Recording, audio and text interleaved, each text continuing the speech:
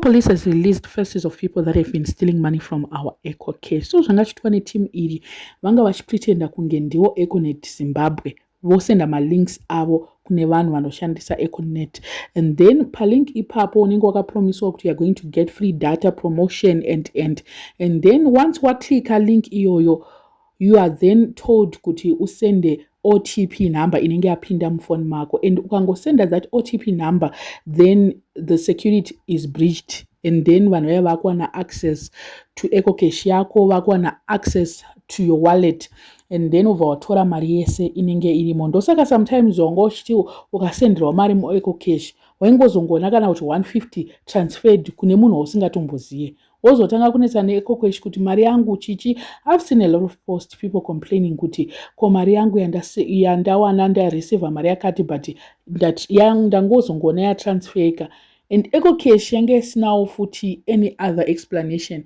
because zvaita kunge iwewe ndiwe waendesa mari iyoyo ikoko. So in total zviri kunzi the suspects vakaba more than $22,000 because the things that were recovered were for $22,000.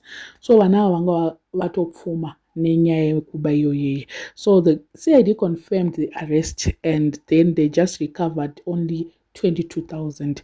As we speak, all of them are in police custody, and vanhu ava ndeve kushitungwiza from unit E vamwe zengeza 2, unit D vamwe unit B, then neve kudema. Their average age is about 23. Ndofunga muri kunyatsoona mega kuti vana vadiki ava vari panapa. Mapurisa akavatorera futi mubhedha, masofa zvakaungowanikwa zviri mumba zvaikwanisa kuti zvizotengeseka zvirikave mari, and then TV, pana akaonekwa inga ine TV, mafridge, mawardrobe, mastove, mablankets. Mapurisa aingonhonga chero chavakangofungira chavakawana mudzimba dzavo chinongoita kunge chakatengwa nemari yacho iyoyo. So they brought everything zvavakawana pacrime scene and then nevakomana vabatwa zvese ipapo. So pane mumwe ari kunzi akatenga Toyota Sped for InDrive but haisati yarecover, and then pane mumwe ari kunzi futi akatenga Nissan Note as well, haisati zvarecoverwa nemapurisa.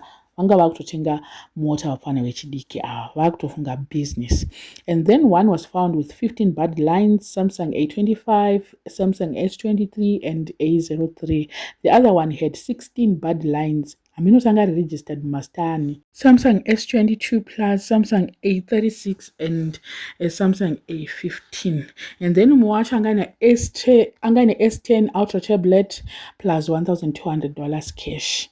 And then mumwe 15 bad lines, Samsung A05 and an iPhone 15 Pro Max. And then mumwe had an iPhone 14 Pro Max plus a Redeem ne $310 cash.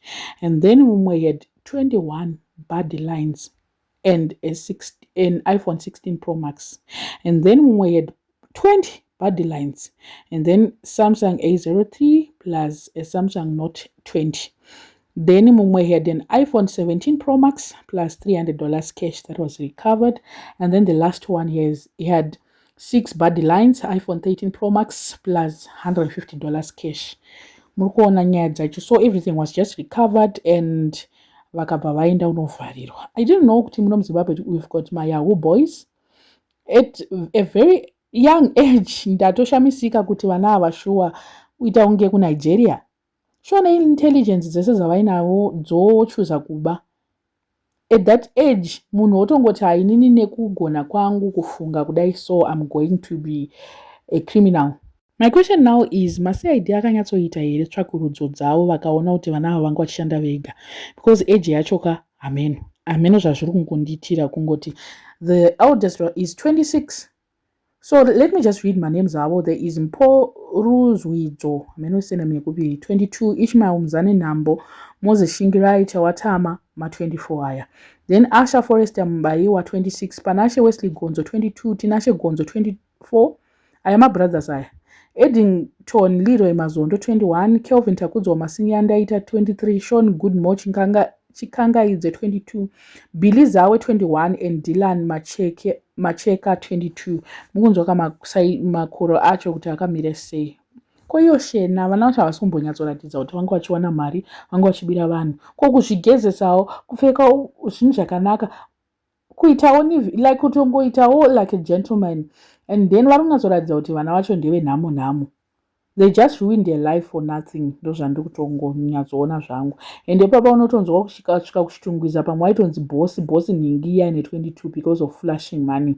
Shaya mabasa kwesoko ndo zvandiri kuona. After high school vana ava hamene kuti vakaenda kumauniversities here kana kuti vakaenda kupi, but ndoona senge vana ava vakashaya mabasa after high school. Apa uone vamwe vacho vanenge vakupa pressure kumabhebhi kuita sei vakudiwa nevasikana. Hanzi pane mumwe ipapa apa aitoti aivhaira zvisingatomboite, achivhaira nemukomana wake, mukomana wacho atori amongst vanhu ipapapa. Ndo futi vamwe vavo vanoti say Wicknell wants to bless you with $10,000 ndivava ivava futi. And ukaona age yakadai so, ukaona vabereki vacho, pamwe vabereki vacho vaitopiwa mari dzacho idzodzo, because vabereki vacho pamwe ndo vekuma late 30s 40s vachiriwo vechidiki, vanenge vachitogainawo from this zvecrime izvi. And probably vamwe vacho they did IT, you never know. Pamwe they are IT graduates who didn't get employment, and after university they decided kushandisa profession yavo kuba. Ndo zvimwe zvinogona zviripo. I don't know what you guys think. Let me know in the comment section what are your thoughts. Panya iyi vasina subscriber, please make sure that you're subscribed, and see you in my next video. Road to 30, we are at 35 now, road to 50.